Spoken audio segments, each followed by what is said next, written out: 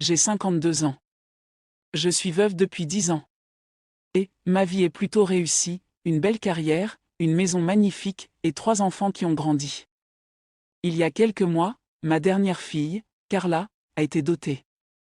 Elle va se marier très bientôt avec Franck, un jeune entrepreneur qui, grâce à son travail sur Internet, prend bien soin d'elle. Mais cet événement me rend triste. Je réalise que bientôt, la maison sera vide. Et moi, je me sens nostalgique. Nostalgique de l'époque où j'avais encore quelqu'un dans mon lit. Je suis une femme de pouvoir. Alors, courir après un homme? Impossible. Un jour, une collègue m'a confié, si tu veux revivre, trouve-toi un genou. Contre de l'argent et un bon entretien, il fera tout ce que tu veux. Elle et d'autres collègues en avaient un.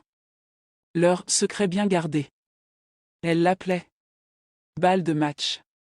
Elle m'a dit, avec ce service, la discrétion, c'est la règle d'or. Cet argument m'a convaincu, car je savais que mon identité resterait secrète. Alors, j'ai pris rendez-vous. Le soir venu, il est entré dans le salon privé que j'avais réservé.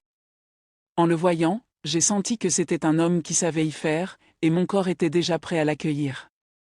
Mais quand il s'est approché, et que je l'ai vraiment vu, mon souffle s'est coupé. Non, ce n'est pas possible, ai-je murmuré. Lui, c'était l'homme que ma fille allait épouser. Celui que je n'avais croisé que quelques fois, toujours en costume, toujours poli et assez réservé. Il m'a dit, on dirait que vous avez découvert mon métier, et il a voulu fuir, honte mais je l'ai retenu et je lui ai dit, il faut bien que tu travailles non. J'aurais dû le chasser. Ce soir-là, il m'a fait sentir femme à nouveau. Depuis, il est devenu mon secret. Mon amant. Ma propriété. Je l'entretiens. Je le contrôle. Je lui ai interdit toutes les autres. Et plus mes envies augmentent, plus il obéit.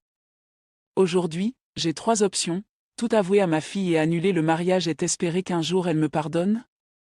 Le garder pour moi seul, lui dire de quitter ma fille en le menaçant de tout raconter? Ou le laisser l'épouser et continuer à le voir dans son dos? Alors dites-moi.